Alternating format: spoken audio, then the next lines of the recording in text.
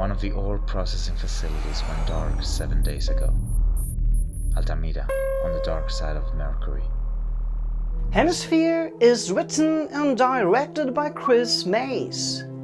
This is his feature film debut, a low-key sci-fi mystery filled with twists and turns.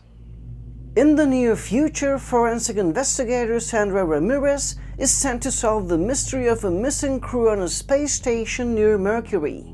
But once she gets to her destination, Ramirez discovers she is part of a much bigger conflict. One of the smartest things I noticed about Hemisphere is that it sets up the core of its conflict within the first 5 minutes of the film. Script-wise, a few elements reminded me, for example, of Alien, 2001: A Space Odyssey, and most of all, Event Horizon. The main photography and the exterior shots of the space station reminded me a bit of those low-budget direct-to-video 80s sci-fi flicks. But this is not a bad thing. In fact, it is part of its charm. Color-wise, the bluish, greenish, and reddish tones tint the atmosphere depending on the gravity of the situation. This is definitely a contained thriller, some sort of minimalistic mystery.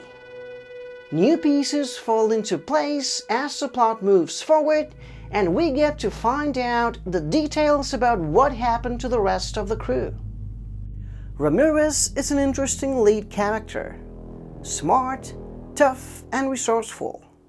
The dynamic between her and Phoebe, the survivor she finds in the space station, feels like a roller coaster. Sometimes they joke around and share intimate stuff, but then some other times you feel as if they are constantly suspicious about each other. This tension between the two of them keeps the audience in high alert. The storytelling seems to drag a bit halfway through, as if the final runtime could have been easily maybe 10 or 15 minutes shorter and still keep things interesting. Now, this is definitely a low-budget movie, so there's no need for nitpicking when it comes to its production values. But they sure make it up by delivering a compelling story filled with shocking surprises. Hemisphere shows tons of potential from director Chris Maes. Its minimal approach, both budgetary and thematically, manages to put together an enigmatic space thriller that moves one revelation at a time. Nothing feels safe and no one can be trusted up until the very end. So I'm gonna give it a 6 out of 10. Thank you guys as always for watching.